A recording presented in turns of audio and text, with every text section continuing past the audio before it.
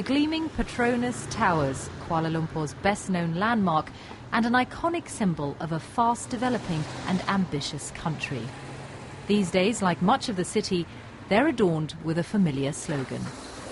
One Malaysia is everywhere. It's the government's flagship policy, marketed to the people at tremendous expense. After being in power for a remarkable 53 years, the government's defining what it calls core values in a multi-ethnic nation. As we get along, society becomes more complicated. There is a need for better understanding in terms of relations among the various races in the country. There is a need for us to emphasize further the need for national unity, because there are major programs and major initiatives that we're taking to bring the country forward.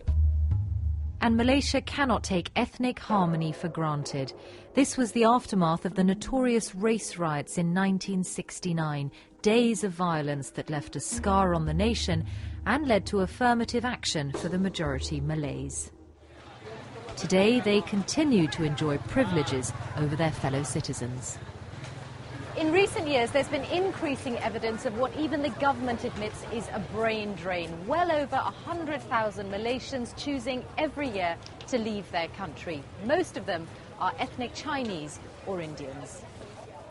The benefits of being a Malay are embedded into the system, anything from access to university to a discount on a house. And the continuing emphasis on race in politics makes some question whether One Malaysia has made a difference. It's nice on paper. If you look at it, it's a grand policy, but it doesn't address the real problems we have. We are a nation at crossroads. People have woken up to the reality of the politics of the last 30, 40 years, how the regime that has ruled over that period has kept us divided by policies put into place. But people have woken up. A significant number of people today realize that for a long time we've been cheated. In theory, One Malaysia should ease divisions, asking citizens to call themselves Malaysian first before any mention of race. But even at the highest levels of government, it's not that simple. I am a Malay first because I am born a Malay. But that does not mean because you are Malay, you're not also a Malaysian to serve the general interest of all Malaysians. Except that the One Malaysia policy wants Malaysians to think that they're Malaysian first. It is not conflicting at all. And I think, and for sure, what I have done for the last many years has served the purpose of all Malaysians. In a Kuala Lumpur recording studio, I went to meet singer Namewee, known for tackling controversial themes like corruption, inequality and racism in Malaysia. An ethnic Chinese, he's experienced being called a traitor and having his music banned. In Malaysia, the system is not equal.